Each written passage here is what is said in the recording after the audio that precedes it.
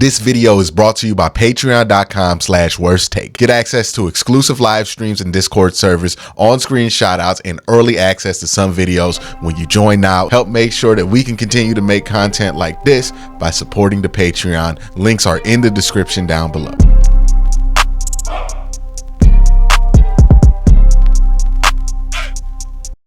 It might be the weekend, but the Browns made a move on this weekend, and I kind of wanted to release a video talking about not just this move that the Browns made, bringing back Ronnie Mcleod, but also talking about some of the free agents that the Browns might be interested in going after the draft, right? These guys might be available after the draft. The price is going to come down for the position groups that these guys are in, which means there might be an opportunity for Andrew Berry. Now, one of the guys that was on this list that I thought that the Browns might go to after the draft actually got signed before the draft, and that's Ronnie Mcleod. Now, Ronnie Mcleod was on the team last year. I thought he did a good job in his role. He also serves a purpose with leadership in that room with the safeties and all that. And basically, you're returning a really good safety room from last year. I know people have their criticisms of Juan Thornhill, but at the very least, he's serviceable. Grant Delpit is close to being a star at the position, and Ronnie McLeod's very serviceable there too. You already have one of the best secondaries in the NFL with Denzel Ward, Greg Newsome, and Martin Emerson. You have one of the young emerging linebackers in the NFL in Jeremiah Owusu-Koramoah, and you have the reigning defensive player of the year in Myles Garrett. So you're pretty solid on all three levels of the defense. And that's a pretty spectacular place for a football team to be in. And that kind of brings me to my point about the Browns free agency overall, and I think Ronnie Mcleod is just another example of it. I think this has been a really kind of low-key but very good offseason for the Cleveland Browns. They had an excellent roster last year, and when you have an excellent roster, what you hope to do, right, and what everybody – let me rewind a little bit, actually, because something just popped up to my head. It's funny to me that everybody last year was so upset and panicking about the backup quarterback situation because they didn't want to waste this roster, right? That was the whole sentiment. You can't waste this roster. You can't waste this defense. You're not going to be able to keep this roster around after this year was pretty much the basic sentiment. But the Browns have kept this roster around. They found a way to bring back pretty much every major piece to the defense, and then a lot of minor pieces as well. But they do that, and people, since you're not bringing anything new and shiny into the defense, they look at it as a downgrade. When last year we were so nervous about being able to keep this defense together. They kept a great defense together. This is what they're doing, and that's a good job in free agency. Doing a good job in free agency does not require that you sign somebody to a $30 million contract. It does not require that you sign a bunch of names. Sometimes a good free agency is just bringing back the good players that you already have. Hell, that's how you know you've been doing a good job of roster building. The less players you have to bring in to spice up your roster means the better that your roster probably is, right? So a lot of the complaining because the Browns aren't making the big splashes. I get it on some level because we're used to that, but also acknowledge like the Browns defense was one of the best in the NFL last year. Yeah, they had their issues on the road, but they were also playing with 4 different quarterbacks that were rotating in and out on like a 2-week basis the whole season. So it is what it is there. I think Ronnie Mcleod was a nice part to that. I think it was a big part into the run defense equation of how the Browns like to play defense, especially with as many DBs as they like to have on the field. And I think Ronnie McLeod's going to be a big re-sign for this team. As far as depth goes, it's a good move there. Now let's talk about some other moves that the Cleveland Browns can make, right? They brought back Ronnie McLeod. What are some other moves that they can make? You know, some kind of low-key, not going to break the bank, not going to be over $10 million moves. What are those moves? The first name that pops up into my head, and right now nobody knows if this guy is even going to play next year, is Calais Campbell. Because Calais Campbell, as recent as last year, was pretty damn good. Had a PFF grade in Atlanta of 80, had 42 pressures and 7 sacks, 10 quarterback hits, and 25 hurries. Still putting in that work. Calais Campbell also still 6'8", 283, which means that he's super long, super strong still. And I like to allude to this a lot because you got to think outside the box with how teams like to defend Myles Garrett. One of the things that we saw teams do, and Shelby Harris really benefited from it, but one of the things that we saw teams do is decide that we're just going to throw quick passes instead of holding on to the ball and waiting for Myles Garrett to attack. One of the things that the Browns defense did to adapt was start putting their hands up, right? Shelby Harris got a lot of block passes last year. Imagine how much damage Calais Campbell can do if you just line him up next to Myles and Calais don't even got to rush the passer. Just tell Calais to stand up straight, right? Just provide that fence so people can't throw quickly over top of Myles Garrett. And then also you have Myles Garrett, who has not just a 6'5", with 6'6", 6'7" wingspan, but also a 41-inch vertical. It's going to be very hard to throw over that very quickly, right? I think that's some of the stuff that you got to think about when it comes to deterring these teams from being so creative about how they try to avoid Myles Garrett. Calais Campbell, like if I had somebody at the top of my please sign after the draft list, Calais Campbell would be that guy. I know he's 37 and a half, right? He's not a young man, but we're not asking Calais Campbell to hold it down for 3 years. We're asking Calais Campbell to hold it down for this year. And last year at 36 and a half, he was pretty damn good. So I think he could be pretty damn good again. Again, we're not relying on Calais Campbell to be Jacksonville Calais Campbell or even Baltimore Calais Campbell. Kind of just relying on Calais Campbell to be tall. Right? Like that's just one of the main things. Be tall, be a vet, don't get washed. And I think at the very least, Calais Campbell was still able to be tall in the NFL. He's still going to be a vet, so he's not going to get washed on the defensive line, and he's going to be able to make some plays occasionally. I think this is something that they should consider. Calais Campbell, bringing him in. The question isn't if the Browns want to bring in Calais Campbell, more if Calais Campbell wants to play for the Browns.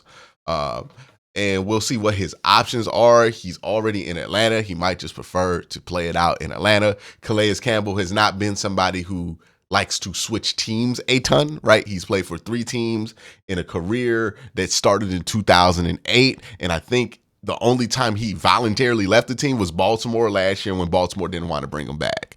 So Calais Campbell, I know he's old, but if you look at a lot of these guys, like Calais Campbell at 37 and a half is more productive than Yannick Ngakoue, Solomon Thomas, Sebastian Joseph Day, some of the guys on my don't list, which I'll get into in a little bit.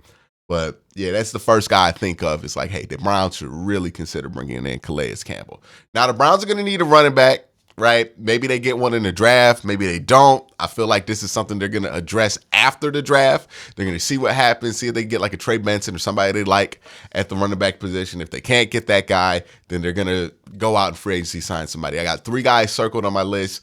Donta Foreman, who had some good years the last couple of years. I thought he played well in Tennessee when Derrick Henry was out, and then he had a good year in Carolina. I think he almost had 1,000 yards in Carolina. Cam Akers, who is more of a prospect than a finished product. People really liked him coming out the draft, kind of like on the same level that people like Trey Benson, who ironically enough is also coming out of Florida State. The issue with him is his career has been super weird. He got an Achilles tear. He came back from it, but it seems like the Rams just weren't interested in him playing football for them anymore for whatever reason, and they moved on from him. Like, he's had a weird last couple of years of his career, and the numbers are even worse behind that. I believe he averaged like a yard a carry at one of his stays this season. Then you have J.K. Dobbins, who the numbers are excellent with J.K. I mean, over 5 yards a carry, no matter how you split his stats. If you just look at it from the last 2 seasons, if you look at it from his career numbers, he's over 5 yards a carry. He's a good running back. Problem with J.K.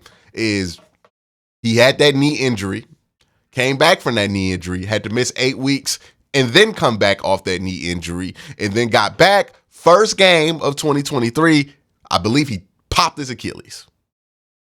I mean, that's just a horrible run of luck because it's one thing to get a knee injury, right? He got that knee injury, I believe, at the end of his rookie year. Came back from the knee injury, but the knee injury wasn't clean. So he had to get it cleaned up after one game. Gets that knee injury cleaned up, plays well for 8 weeks, comes back, Achilles. You add that on top of, you're already waiting out whatever's going to happen with Nick Chubb. Now, the thing with the Achilles and the thing with Nick Chubb's injury is Nick Chubb's injury happened in week 2. And that's early in the season, but it was a serious enough injury where you're worried about if he could come back and play week 1 full strength. An Achilles injury is just a little bit more significant than that. And you start to wonder, well, if the whole reason to have a backup running back is to have somebody who could play just in case Nick Chubb can't, J.K. is going to be recovering. Like you would really have to see, and this is why I think they'll wait for running back until July, is you want to see where he's at with his recovery, and you want to feel comfortable about that, right? You want to feel like he could practice and maybe play in the preseason game before you sign him. So those are the running backs. I have 3 guys that are big names that I think people will push for if people start writing them in articles that I don't want. First name, Sebastian Joseph Day. Longtime Charger. Played for the 49ers last year. He was awful. Not terrible, but he was bad for the most part. Sub 60 PFF grades across the board. The numbers aren't that great behind it. 25 pressures, 3 sacks, and 7 quarterback hits on 604 snaps. Those are pretty bad numbers. Not terrible, but pretty like rotational numbers. I don't think this is more than what you would get out of Shelby Harris. Like if you do sign somebody, it'd just be another rotation piece, and I think you're fine there. I just wouldn't want to go with him. Yannick Ngakoue is somebody that people have been trying to link to the Browns for the longest time. And if you thought that Sebastian Joseph Day's numbers were bad, Yannick's was even worse. Sub 40 PFF grades across the board. Now, again, PFF grades are kind of like Wikipedia pages. You can't just go off of that solely. You got to watch the tape. Tape hasn't been kind to him for the last couple of years. I remember not really being high on him when he went to Baltimore in 2020. And the work that he's done in the last 4 years of his career, it really hasn't really justified the price tag that Baltimore paid for him. Now, he has had double-digit sack seasons. He was a double-digit sack guy in Las Vegas. He was a double-digit sack guy in Indianapolis. This year, he had a major steep fall off of sack production and that's really all he had going for himself was the sack production.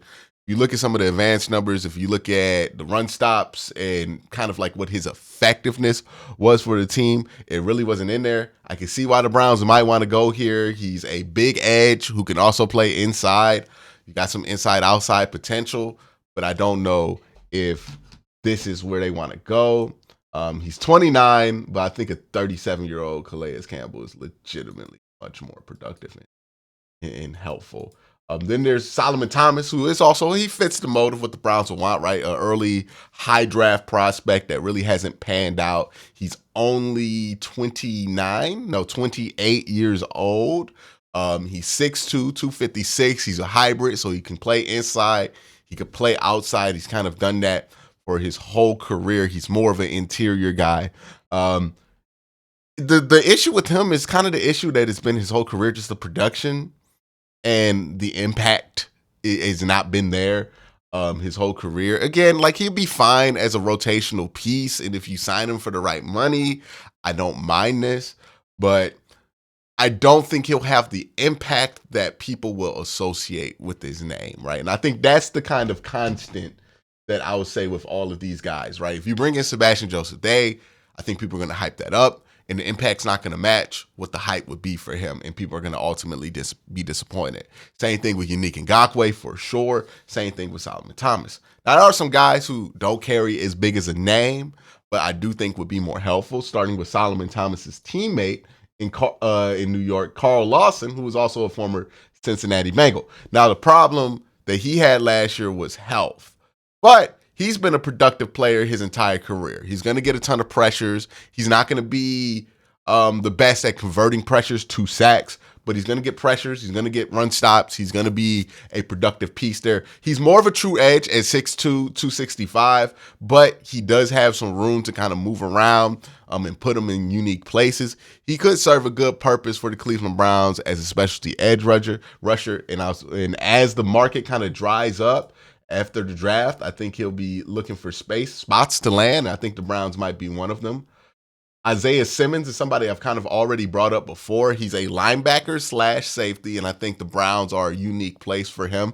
Now, Grant Delpit kind of does what he does, but I think if he comes here, they can put a template around what he does, right? Because he plays linebacker, Grant plays safety. The Browns might need a linebacker, right, to step in. If they can't get somebody in the draft, Isaiah Simmons would make a ton of sense. They've already took the flyer out on Devin Bush. I don't see why not throw Isaiah Simmons into that competition as well. He's only 26 years old. Well, he's 25.6 years old.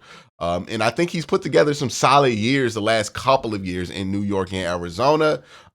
Never going to match what the draft height was. He was the 8th overall pick, but I think he's somebody who, if you put him in a template, you kind of just give him JOK's old role, right? JOK used to just play will linebacker. If you give him that role, I think he'll do fine with it. And he's a big guy, 6'4", 238. He doesn't necessarily play as big as he is, but that size will be helpful, especially when you have an undersized linebacker in JOK. And then my last guy is somebody familiar to Browns fans, Emmanuel Ogbah, right? We know he's a tweener. He can go inside, outside. He's 6'4", 278, long guy, pretty athletic, ran a 4.6 in the combine. Production has been up and down the last couple of years. He really wasn't that productive these last 2 years in Miami, but the edge room got considerably more crowded. Not like the edge room's not going to be super crowded in Cleveland as well, but there might be a role for him to carve out as a tweener, kind of a power edge, kind of tweener inside guy that might work for him. I can see the Browns going after him and there being a return for Emmanuel Ogbah as the draft kind of goes on and the Browns are looking at secondary free agent market. But let me know what you think in the comment section down below. Your thoughts. You guys have a great day. Have an even better night. Peace.